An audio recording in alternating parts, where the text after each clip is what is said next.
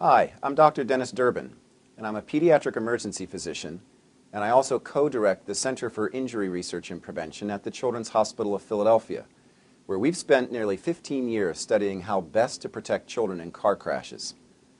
Today, I'm here to give parents information coming from the American Academy of Pediatrics on new recommendations to keep kids as safe as possible in the car.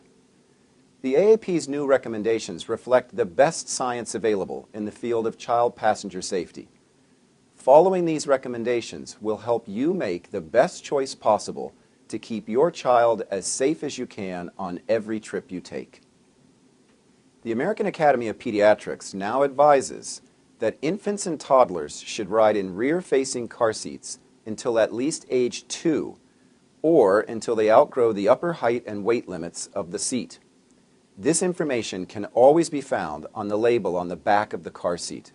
Once your toddler reaches the upper height and weight limits for a rear-facing seat, he should ride in a forward-facing car seat with a 5-point harness until he outgrows the height and weight limits for that seat.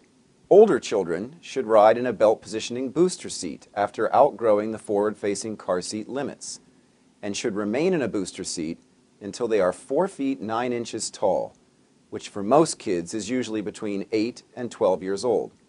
All passengers of any age should ride in a lap and shoulder seatbelt once they have grown big enough for the seatbelt to fit properly. Again, around 4 feet 9 or 8 to 12 years old. Finally, all children should ride in the back seat until they are 13 years old. The main change parents will notice in the new recommendations is that most children should remain in a rear-facing car safety seat until they are 2 years old.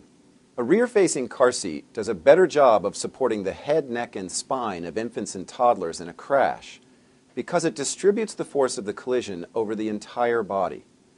For larger children, a forward-facing seat with a harness is safer than a booster, and a belt-positioning booster seat provides better protection than a seatbelt alone until the seatbelt fits correctly. Parents often look forward to transitioning their children from one car seat stage to the next, but these transitions should generally be delayed for as long as possible until the child fully outgrows the car seat that they're using at each stage. There are a few common questions parents ask when they hear the updates. One is, when should I turn the car seat to face forward if my child is small or large for his or her age? The age 2 recommendation is not a deadline, but rather a guideline to help parents decide when to make the transition. Smaller children will benefit from remaining rear-facing longer, while other children may reach the maximum height or weight for their seat before 2 years of age. A common concern among parents is that leaving their children rear-facing longer will make their children uncomfortable or put them at an increased risk of a foot or leg injury in the event of a crash. Real-world studies show no evidence of an increased risk of foot or leg injuries among older children who are rear-facing in crashes. In fact, rear-facing children are as much as 5 times safer than forward-facing children when involved in crashes. Also, one of the added benefits of rear-facing is that children can fall asleep in a semi-reclined position. Children can safely and comfortably ride rear-facing until age 2.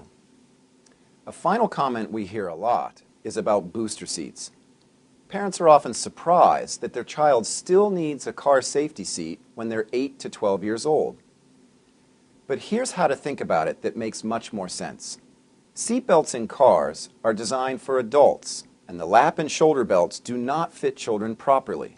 If the lap belt sits high over a child's abdomen, she could sustain severe injuries to her abdominal organs. The booster seat keeps the lap and shoulder belts over strong bones where they were designed to be, instead of the soft abdomen or neck. For more information about the new recommendations and the different types of car seats, visit www.chop.edu/carseat. From that site, you can also locate a child passenger safety technician to make a free appointment near your home. Thank you for watching, and I hope you find this information helpful in keeping your children as safe as possible on every trip you take.